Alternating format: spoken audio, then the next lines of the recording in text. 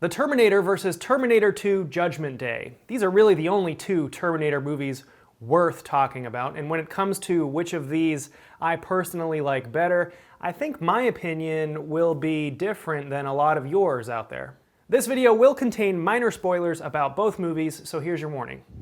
I'll be back. Alright, the original, The Terminator. It came out in 1984 and is directed by the legend James Cameron. It's about a cyborg, played by Arnold Schwarzenegger, sent back in time by evil machines to kill the mother of the leader of the future human resistance before he's ever born. This movie is legitimately frightening. I remember when I first saw it, I was much younger than I am now, and it really scared me. You know, it's often considered a horror sci-fi movie, while the sequel, Terminator 2, is more of an action sci-fi movie. You are immediately set up to fear the living hell out of the Terminator. He is huge and kills people right off the bat, and it is actually the perfect role for Arnold Schwarzenegger, whose acting range is limited. You know, he pretty much only has to move around like a robot and look menacing and has very few lines.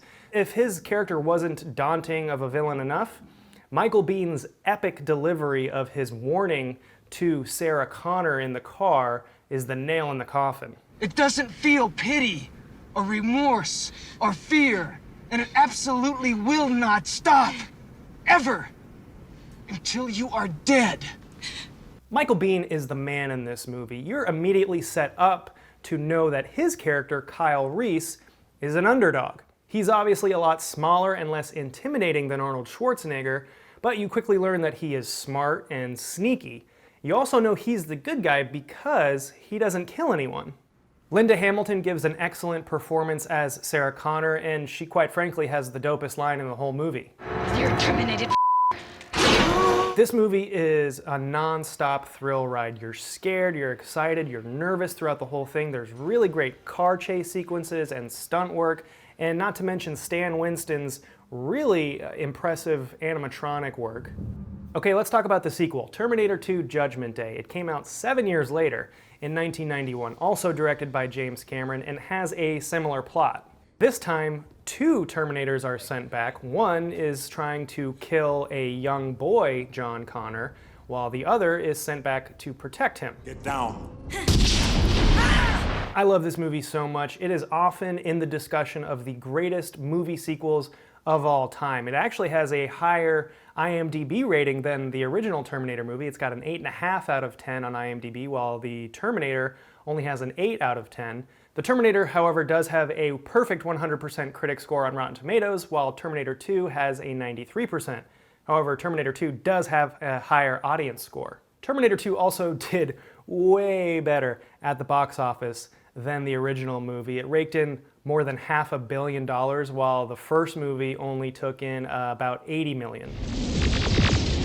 This one had a much bigger budget, it had more impressive special effects, it also had really great car chase sequences and stunt work, and to this day, Arnold Schwarzenegger riding that motorcycle, holding a shotgun and shooting open fences as he drove through is one of the more badass things I've ever seen in a movie. This movie has its flaws though, and I'm gonna get into those now. For starters, it is long. It's well over 2 hours, and it's about half an hour longer than the original Terminator. There's actually a 30-minute span in this movie where you don't even see the Terminator, the T-1000, on screen at all for 30 minutes. And that's because the movie goes into this side plot with a character named Dyson and Sarah Connor visiting him at home, which was a very interesting and pretty cool side plot, so I'm not gonna knock it that much, but this movie it's a little long. This movie has some pretty cheesy lines sprinkled throughout it, like this one. I need a vacation. Edward Furlong. Enough said. And most of all, the T-1000 is just not as intimidating and scary as Arnold's Terminator from the first movie.